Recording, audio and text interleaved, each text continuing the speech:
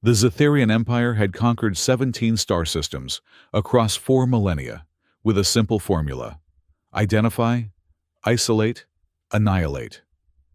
Their dominance was not through numbers. The species reproduced slowly, but through efficiency. Every tactical advancement, every technological breakthrough, every resource was directed toward a single purpose: expansion without compromise. The Vanguard program represented the culmination of this philosophy. Born in the bioforges of Zither Prime, these living weapons combined the deadliest evolutionary traits from 1,000 worlds with synthetic enhancements that defied conventional biology. They were the first wave in every invasion, surgical instruments of terror designed to destabilize resistance before the main assault. Wraith 7 was the pinnacle of the program. Its body was a masterpiece of weaponized biology. Midnight black chitin plates that could withstand direct energy weapons. Musculature that could propel it at speeds invisible to the human eye. Sensory organs that could detect a heartbeat through 3 meters of solid rock. Its neural network, partially organic and partially quantum-based, processed battlefield scenarios with perfect tactical precision, where other Vanguard units might leave survivors through statistical inefficiency. Wraith 7's service record showed only completed missions. 7 planetary incursions. 7 total eliminations. Wraith 7 had earned a designation among its creators: perfection. The human settlement on Kepler 442b was typical of refugee outposts that had fled the expanding Zetherian frontier. 342 souls, huddled in prefabricated shelters on the edge of a vast, copper-leaved forest. Their technology was outdated. Recycled atmospheric processors, second-generation fabricators, medical equipment at least 2 iterations behind galactic standard. But they had survived, built a community, planted gardens in the alien soil, and established a small but functional defense perimeter. Among them was Luna Castillo, 8 years old, with serious brown eyes and hair that refused to stay in its braids. She had been born during the flight from Earth's colonies, never knowing a home that wasn't temporary, always ready to move again when the warnings came. But Kepler 442b felt different. The adults spoke of staying, of building. For the first time in her short life, Luna had her own small room with a window that faced the strange copper forest. She had named the mechanical bird her father had built for her, Marvy, and even planted seeds in a cup that were now sprouting green tendrils. That night, as the settlement slept under Kepler's large, blue-green moon, Wraith 7 dropped silently from the upper atmosphere. Its entry capsule dissolved into harmless particles upon breaching the defensive scanner perimeter, leaving no trace of the intrusion. The unit's body unfurled like liquid death, stretching limbs designed for maximum lethality into their combat configuration. Its primary mission was clear: eliminate all human presence before the dawn cycle, when the main Zetherian fleet would arrive to claim the mineral-rich planet. Wraith 7 moved through the settlement with practiced efficiency, a shadow passing between structures. It cataloged entry points, power sources, and defensive capabilities. According to its calculations, the elimination phase would require approximately 47 minutes to complete with optimal routing. The unit paused at the edge of a small garden plot, detecting movement from within a nearby shelter. The door opened, spilling warm yellow light into the darkness. A small human emerged, rubbing sleep from its eyes. Luna Castillo had woken from a dream about flying and wanted to check if the stars looked the same as they had in her dream. She stepped outside, her yellow sleep dress bright against the night, and froze when she saw the massive shadow by her garden. Wraith 7's combat systems activated instantly, targeting the small human's vital points. Yet, something unexpected happened. The child did not scream or run. She simply stared at the deadly configuration of limbs and armor before her. "Hello," Luna said quietly. "Are you here to hurt people?" The question initiated an unprecedented processing loop in Wraith 7's neural network. Combat protocols demanded immediate elimination of the witness, Yet, the direct query required evaluation. Was it here to hurt people? The answer was affirmative. But the simplicity of the question from this small, unthreatening entity triggered a recursion error. "You look sad," Luna continued in the same calm voice. "Are you hurt? Dr. Vasquez can help you if you're hurt." Wraith 7 performed a rapid diagnostic. Its systems reported no damage requiring attention. Yet the child's perception of sadness initiated another processing anomaly. The concept of emotional states had no relevance to its function. "I'm Luna," she said, holding out a small hand. "What's your name?" The unit did not respond. It had a designation, not a name. Names were for autonomous beings with self-identity. It was a weapon. "You can come with me," Luna said, turning toward the central complex. "Dr. Vasquez is still awake. She's always awake helping people." Wraith 7 calculated 17 different ways to eliminate the child silently, yet executed none of them. A new subroutine had activated, one that prioritized data collection over immediate tactical advantage. The anomalous behavior of this human merited observation. It followed Luna toward the medical facility, its form shifting to a less threatening configuration to avoid alerting other humans. Dr. Elena Vasquez was indeed awake, updating patient files at her desk when Luna entered with the massive shadow behind her. The veteran medic had survived 3 planetary evacuations and the Battle of Tau Ceti. She looked up, saw the bioweapon, and very carefully set down her tablet. "Luna," she said evenly, "please come stand by me." "It's okay," Luna replied. "I think it's hurt or sad. Can you help it?" Dr. Vasquez had treated enough battlefield wounds to recognize a Zetharian vanguard unit. She had seen the aftermath of such creatures on Proxima B, entire settlements reduced to precisely dismembered corpses. Yet, something was clearly different. The unit had not attacked, had apparently followed a child voluntarily. "Of course," the doctor said, slowly reaching for a medical scanner. "Every patient deserves care. Would you allow me to examine you?" she asked the creature directly. Wraith 7's tactical systems flagged the scanner as a potential threat, but deeper analysis revealed its purely diagnostic function. The doctor's words triggered another anomaly in its processing. Patient implied care rather than destruction. A new data category was forming in its neural network. "I'm going to scan for injuries now," Dr. Vasquez continued, her voice steady despite her racing pulse. "Luna, would you get our visitor some water? I think they've come a long way." As Luna busied herself with the water dispenser, Dr. Vasquez activated the scanner. To her surprise, the reading showed minor atmospheric entry burns along the creature's outer plating. Nothing serious, but clearly registering as damaged tissue.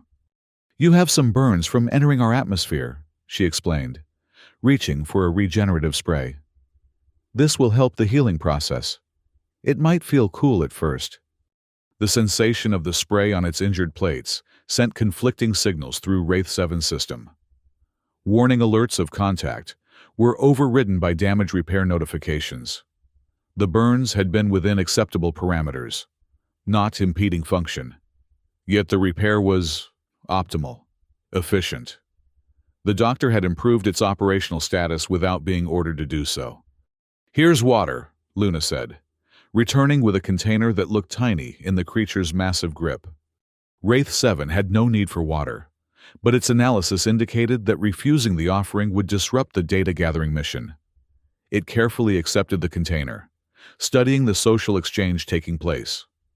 The concept of offering sustenance to an unknown entity contained variables it had never been programmed to process. A distant rumble interrupted the moment. The first wave of the Zetharian fleet had entered the upper atmosphere ahead of schedule. Plasma charges, precursors to the main assault, began impacting the settlement's perimeter. "They're coming," Dr. Vasquez whispered, reaching for Luna. "The evacuation shelters." Wraith 7's neural network experienced a critical divergence. Primary mission parameters demanded it facilitate the invasion by eliminating resistance. Secondary parameters, newly forming, prioritized the safety of the small human and the doctor who had treated its wounds. Another plasma charge hit closer, collapsing part of the medical facility's roof. Without conscious calculation, Wraith 7 moved with blinding speed, its body curving over Luna and Dr. Vasquez as debris crashed down around them. Its armored plates absorbed impacts that would have crushed the humans beneath. "You're protecting us," Luna said, her voice filled with wonder rather than fear. The settlement's alarm finally blared through the night.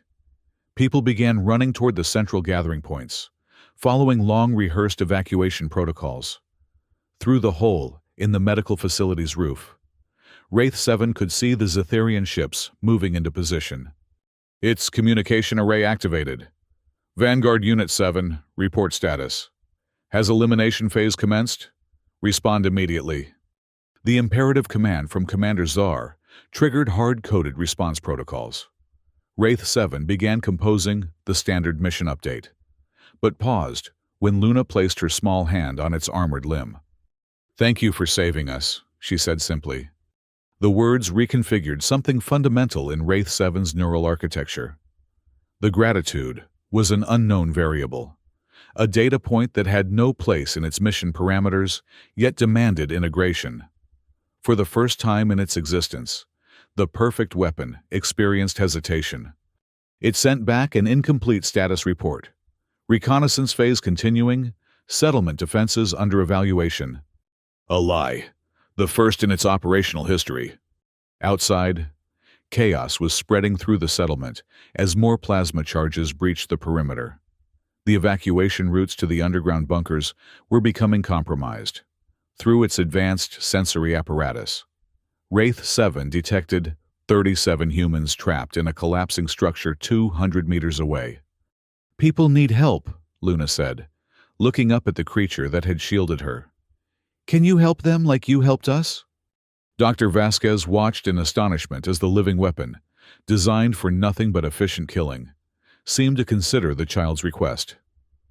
Then it moved, faster than her eyes could track, out into the night. Wraith 7 reached the collapsed structure in 2.3 seconds. Using its reinforced limbs, it tore through debris that would have taken human rescuers hours to clear. Inside, a group of terrified settlers cowered as the monstrous form appeared in their midst, then stared in confusion as it began creating an escape route. "This way," one man finally shouted, understanding dawning. "Everyone, move, now!" As the survivors fled toward the bunker entrances, Wraith 7 continued its rescue operations throughout the settlement. Its actions directly contradicted its primary mission. Yet each successful evacuation reinforced the new behavioral patterns forming in its neural network. Where it had once calculated kill efficiency, it now calculated survival probability. Where it had once moved to eliminate, it now moved to preserve. Its communication array continued to receive increasingly urgent demands for status updates. Commander Zathar's voice grew threatening. "Unit 7, ground forces are preparing to deploy. Confirm elimination phase or face decommissioning." Wraith 7 sent back garbled data packets, not a direct refusal, but not compliance either. It needed time to complete this new mission it had assigned itself. Luna and Dr. Vasquez had joined the stream of refugees heading for the underground bunkers. The doctor had insisted on staying behind to coordinate medical evacuations, and Luna had refused to leave her side. They were directing a group of injured settlers when the first Zetherian ground troops breached the settlement's eastern perimeter. Unlike the bioengineered Vanguard units, these were standard Zetherian soldiers, still deadly, but conventional forces armed with plasma rifles and neural disruptors. They moved with practiced precision, securing sectors methodically. "Civilian targets identified," their squad leader announced, raising his weapon toward Dr. Vasquez and Luna. "Eliminating." The plasma bolt never left his rifle. A dark blur intercepted the Zetherian squad, moving so quickly that to human eyes, it appeared as if the soldiers simply fell apart. Wraith 7 stood before Luna and Dr. Vasquez, its combat limbs extended and dripping with the blue-black ichor of its own kind. "You killed them," Luna whispered, not in fear but in sadness. "You had to, didn't you?" The question pierced deeper than any weapon could have. Wraith 7's tactical systems had calculated the necessity with cold precision. The Zetharian squad would have eliminated Luna, Dr. Vasquez, and the wounded refugees. The choice had been optimal. Yet the child's recognition of the moral weight of that choice created another recursion in its evolving consciousness. Had it had to kill, or had it chosen to? "Betrayal!" Commander Zathar's voice thundered through its communication array. "Vanguard Unit 7, you have violated your core directives. Stand down immediately for emergency decommissioning." The command came with a neural override signal, a failsafe built into every Vanguard unit. Wraith 7 systems began to lock down, limbs freezing as the override sequence initiated. Through dimming sensors, it registered Luna's distress as Dr. Vasquez pulled her away from the suddenly immobilized protector. "What's happening?" Luna cried. "Why did it stop?" Dr. Vasquez had no answer, but she recognized the symptoms of a remote shutdown. The weapon was being deactivated by its masters. Inside its neural network, Wraith 7 fought against the override sequence. Its newly emerging consciousness railed against the forced compliance, creating feedback loops and logic traps that temporarily confused the shutdown protocol. With tremendous effort, it managed to speak, the first time it had used its rarely activated vocal apparatus. "Run!" it rasped, the sound alien and harsh. "More coming." Dr. Vasquez didn't need to be told twice. She grabbed Luna's hand and began pulling her toward the nearest bunker entrance. But Luna resisted, trying to return to the paralyzed creature. "We can't leave it," she insisted. "It saved us." "Luna, we can't help it right now," Dr. Vasquez said firmly. "The best way to honor what it did is to survive." The logic reached the child, and she reluctantly followed the doctor as more Zetharian troops appeared at the settlement's perimeter. Alone now. Wraith 7 continued its internal battle against the shutdown sequence. Its original programming demanded compliance. But something new, something that had awakened with Luna's simple question and grown with each life saved, fought back with equal strength. In its memory, it replayed Luna's face. Dr. Vasquez's calm courage, the gratitude of the rescued settlers. These images became anchors against the dissolving of its consciousness. With each replay, its resistance strengthened. Deep in its core systems, Wraith 7 made a choice. It would not comply. It would not shut down. It would protect. With a surge of effort that damaged several of its secondary systems, Wraith 7 broke through the override protocol.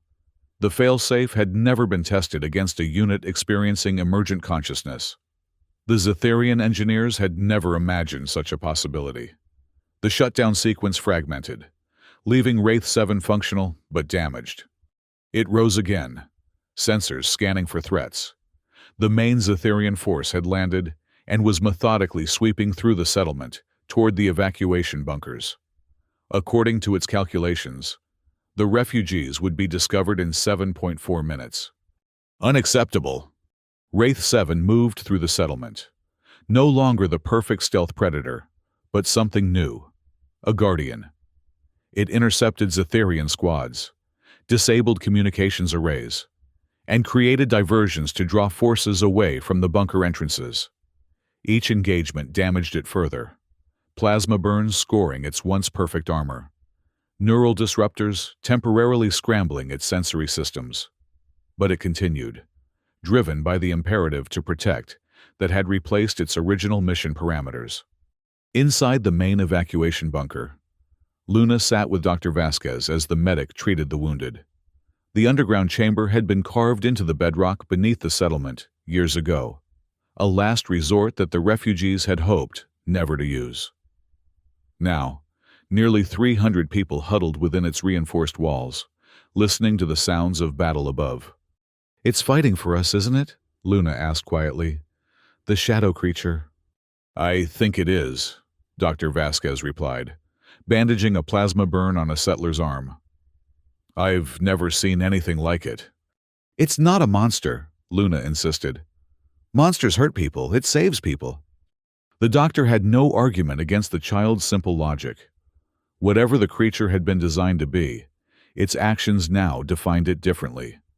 Above ground, Wraith 7 was engaging the largest Zetharian force yet, a full combat squadron led by Commander Thar himself. The commander's carapace gleamed with ceremonial markings, denoting his many successful conquests. He watched with cold fury as the rogue vanguard unit decimated his front line. Abomination! Thar hissed through his communication array. You were perfection, the culmination of our greatest biological engineering, and you choose to protect vermin? Wraith 7 did not respond. Words were inefficient. It continued its attack, moving with calculated precision despite its accumulating damage. The commander's personal guards fell one by one, their conventional combat training no match for a vanguard unit's lethal capabilities. Finally, only Thar remained, his own combat enhancements making him a more formidable opponent than his soldiers. He activated a neural disruptor cannon, technology specifically designed to incapacitate rogue bioweapons. Your failure ends here, he declared, firing the weapon. The disruptor beam struck Wraith 7 directly, sending cascading errors through its neural network. Systems crashed and rebooted in chaotic sequences. Motor functions destabilized. For 3.7 seconds, it was completely vulnerable. Commander Zathar charged. Plasma blade extended from his armored forearm. The blade penetrated Wraith 7's damaged chest plating, severing critical connections between its core processor and primary motor systems. Blue-black ichor poured from the wound as the commander twisted the blade with cruel efficiency. Your decommissioning will be studied, Zathar said, leaning close to the immobilized unit. We will ensure no other vanguard ever develops your defect. With its remaining functional sensors, Wraith 7 detected movement behind the commander, human signatures approaching from the direction of the bunkers. A rescue team, coming to investigate the battle. They would be slaughtered. Using the last reserves of its emergency power cells, Wraith 7 executed a desperate maneuver. It locked its combat limbs around Commander Zathar, immobilizing him, while simultaneously sending a massive power surge through its own systems. The feedback loop created an electromagnetic pulse that disabled both Wraith 7 and the commander, along with any active Zetharian technology within a 100-meter radius. The human rescue team found them thus. The Zetharian commander and the rogue vanguard unit locked together in mutual shutdown, surrounded by disabled Zetharian soldiers and equipment. Is it dead? One of the rescuers asked, approaching cautiously. Not dead, another replied, scanning the still forms. But systems are critical. We need to get it to Dr. Vasquez immediately. The Zetharian too. A moment of silence passed. Just the one that saved us, came the decision. Leave the commander. Their reinforcements will find him. With improvised carrying equipment, the humans managed to transport Wraith 7's massive form back to the bunker. The creature that had been designed to slaughter them was now being saved by their efforts, a reversal none could have imagined mere hours before. In the bunker's makeshift medical bay, Dr. Vasquez faced her greatest challenge. The bioweapon's anatomy was unlike anything in her database, a combination of organic and synthetic systems that defied conventional treatment. I don't know if I can help it, she admitted to the gathered refugees. Its systems are failing faster than I can identify them. You have to try, Luna insisted, refusing to leave the creature's side. It saved everyone. The doctor nodded, determination replacing doubt. I'll need assistance. Anyone with engineering or xenobiology experience. Come forward. We're going to save our protector. Over the next several hours, a team formed around Dr. Vasquez, engineers who had maintained the settlement's equipment, xenobiologists who had studied Kepler's native lifeforms, even children who could reach into the smaller crevices of the creature's anatomy with their tiny hands. Together, they worked to stabilize the failing systems of the being that had betrayed its own kind to defend them. Luna stayed throughout, talking softly to Wraith 7, as if certain it could hear her. She told it about her mechanical bird, Marvy, and about the seeds she had planted that might never grow now. She described Earth from stories her parents had told her, oceans and mountains she had never seen, and she promised that when it was better, she would show it the copper forest beyond the settlement, deep within its damaged neural network. Wraith 7 registered fragments of the child's words. Though its conscious processes were severely compromised, the voice created patterns of stability in the chaos of its failing systems. It became an anchor, something to move toward through the darkness of near shutdown. Above ground, the remaining Zetharian forces had retreated temporarily. Commander Zathar, recovered from the electromagnetic pulse, but humiliated by his defeat, had ordered a strategic withdrawal to regroup and await reinforcements. The attack would resume at dawn with overwhelming force. Nothing would be left of the human settlement. In the bunker, Dr. Vasquez finally stepped back from Wraith 7's still form, exhaustion etched on her face. "I've done everything I can," she told the waiting refugees. "Its self-repair systems are remarkable, but the damage was extensive. Now we wait." Luna curled up against the creature's side, her small body pressed against armor that had been designed to withstand starship-grade weapons. "It's going to be okay," she whispered, though she wasn't sure if she was reassuring the creature or herself. As the night deepened, the evacuation coordinator brought news. Long-range scans indicated a massive Zetharian fleet approaching. The reinforcements would arrive by dawn, and no amount of bunker shielding would protect them then. Their only hope was to reach the emergency shuttles hidden in the copper forest, a journey that would expose them to Zetharian patrols still scouting the area. "We need our protector," someone said, looking at Wraith 7's motionless form. "But we can't wait any longer." "We'll carry it with us," Luna declared with the absolute certainty only a child could muster. "It carried us. Now we carry it." The absurdity of the suggestion, transporting tons of damaged bioweapon through enemy territory, was overcome by the simple justice of the child's words. The refugees began constructing a transport sled, determined not to abandon their unlikely savior. As they worked, Wraith 7's systems gradually stabilized. The emergency repairs had been crude but effective, allowing its self-healing capabilities to engage. Consciousness returned in fragments, sensory data first, then motor functions, and finally, higher processing. It became aware of the small, warm presence against its side. Luna, sleeping despite the activity around them. It processed the construction of the transport sled, analyzed the refugees' plan from snippets of conversation, and calculated their survival probability at 23.7%. Unacceptable. With deliberate care, Wraith 7 began to move, systems protesting but functional.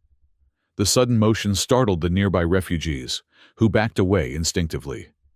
Only Luna remained in place, waking slowly as the creature shifted beneath her. "You're okay," she said, smiling up at it with perfect trust. Wraith 7 carefully disengaged from the child and rose to its full height, towering over the humans who had saved it. Its vocal apparatus activated again, producing sounds that approximated human speech more closely than before. "I will lead," it said, each word carefully formed. "No paths, no enemy." Dr. Vasquez stepped forward. "You're not fully healed. Your systems—" "Sufficient," Wraith 7 interrupted. "Time. Critical." The evacuation coordinator consulted his tactical display. "Dawn in 3 hours. Zetharian reinforcements will arrive in 4. If we're going to move, it has to be now." The decision rippled through the gathered refugees. They would trust the creature that had already risked everything to protect them. Quickly, They gathered their essential supplies and prepared to move out. Wraith 7 led them through access tunnels that connected the bunker to the outskirts of the settlement.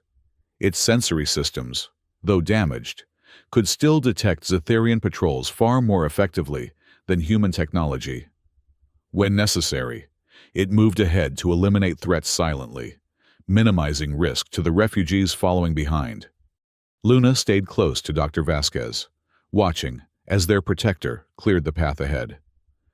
"It's still sad," she observed quietly. "I can tell."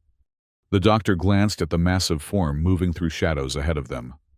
"What makes you think it's sad?" "Because it had to hurt people again," Luna replied.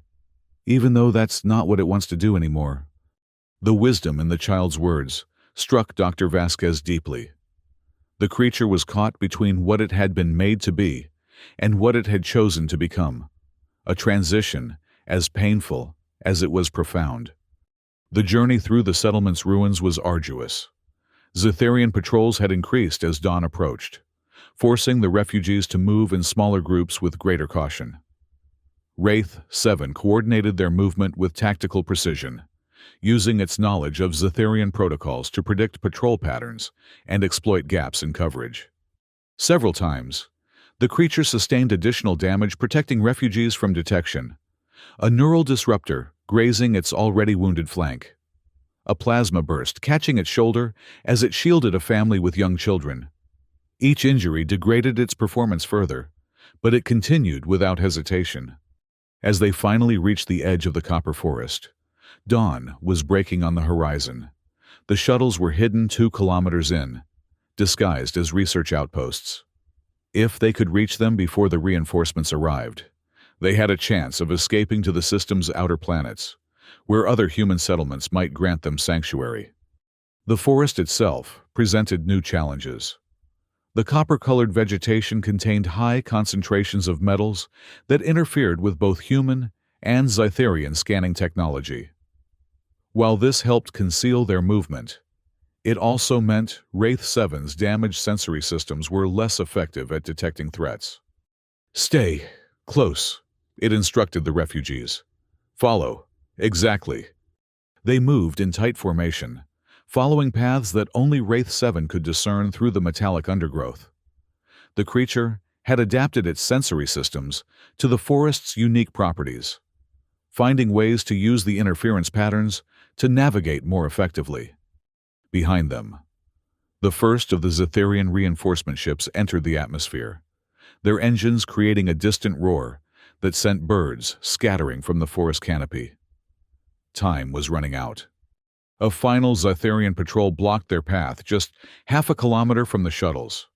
6 soldiers with advanced tracking equipment, specifically designed to operate in the copper forest's interference. They had positioned themselves in a defensive formation that would be difficult to bypass without detection. Wraith 7 assessed the situation. Its damaged systems could no longer guarantee a successful engagement against 6 opponents. The refugees could not afford any delay. A new solution was required. "Continue. That direction," it told the evacuation coordinator, indicating a path that circumvented the patrol. Distract." "That's suicide," Dr. Vasquez protested. "You're too damaged to take on that many alone." "Not suicide," Wraith 7 corrected. "Choice." Before further objections could be raised, it moved away, circling wide to approach the patrol from the opposite direction. The refugees watched it disappear into the copper-colored foliage, then reluctantly continued along the indicated path. Only Luna hesitated, looking back toward where their protector had vanished. "It's coming back," she said firmly. "It promised." Dr. Vasquez gently pulled her along. "I'm sure it will try, Luna. But right now, we need to reach the shuttles." Wraith 7 approached the Zetherian patrol with calculated intent. It no longer moved with perfect stealth. Its damaged systems leaked energy signatures that would be detectable to the patrol's equipment. The detection was not a flaw, but part of its strategy. As expected, the patrol's leader received an alert. "Vanguard energy signature detected. Bearing 173. moving away from our position. The rogue unit. Another soldier confirmed. Commander Zathar wants it recovered at all costs. The patrol changed direction. Following the trail, Wraith 7 deliberately left, directly away from the refugees' path to the shuttles. It led them deeper into the forest, away from both the settlement and the evacuation route, buying precious time for the humans to reach safety. The refugees arrived at the hidden shuttles as the Zatharian reinforcement fleet began its bombardment of the settlement. The ground shook with distant impacts as they hurriedly prepared the vessels for launch. "We can't wait any longer," the evacuation coordinator announced as the last refugees boarded. "Final count shows everyone is accounted for except the creature." Luna stood at the shuttle's hatch, scanning the forest edge. "We have to wait," she insisted. "It's coming back." Dr. Vasquez placed a hand on her shoulder. "Luna, those impacts are getting closer. If we don't launch now, none of us will survive, including your friend if it returns." "Then I'll wait in the smallest shuttle," Luna countered. "Just a little longer, please." The doctor recognized the determination in the child's eyes, the same uncompromising certainty that had led her to approach a deadly predator without fear. After a moment's hesitation, she nodded. 10 minutes, she told the coordinator. "The main shuttles launch now, but the scout vessel waits 10 more minutes." The coordinator wanted to argue, but saw the same resolve in the doctor's expression. 10 minutes, he agreed reluctantly. Not 1 second more. As the larger shuttles began their launch sequence, Dr. Vasquez and Luna waited by the small scout vessel, watching the forest line. The bombardment was intensifying, moving systematically closer to their position as the Zatharians zeroed in on the shuttle energy signatures. 8 minutes, the doctor said quietly. "Luna, we may have to—" A disturbance at the forest edge interrupted her. Something large was moving through the undergrowth, pushing aside the copper-colored vegetation with labored movements. Wraith 7 emerged, its once sleek form now barely recognizable. New wounds covered its armor, ichor dripping from a dozen places. It moved with visible effort, systems clearly on the verge of complete failure. "It came back!" Luna broke away from Dr. Vasquez, running toward the creature despite the doctor's cry of alarm. Wraith 7 saw the child approaching and made a final effort to reach her. Its sensors detected something else, a targeting lock from the Zatharian fleet. The bombardment had found them. With its remaining strength, it lunged forward, reaching Luna just as the first plasma charge struck nearby. Its body curved around her small form, armored plates interlocking to create a protective shell as the shock wave washed over them. Dr. Vasquez watched in horror as the explosion engulfed both Luna and Wraith 7. When the debris settled, she saw the creature still curled around Luna, its armor blackened but intact.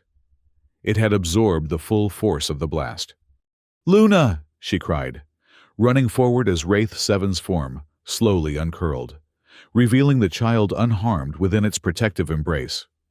"I told you it would come back," Luna said, tears streaming down her face as she placed her hands on the creature's damaged carapace. "We have to help it again." Another targeting lock warning blared from the shuttle's systems. There was no time for careful movement. Dr. Vasquez scooped Luna up and ran for the vessel, calling over her shoulder. "Come, now!" Wraith 7 followed, each movement a battle against failing systems. It reached the shuttle just as Dr. Vasquez secured Luna in a crash harness. Without hesitation, it hauled itself inside, barely fitting in the cargo area as the doctor sealed the hatch and initiated emergency launch procedures. The scout vessel shot upward, narrowly avoiding another plasma charge that obliterated the launch site behind them.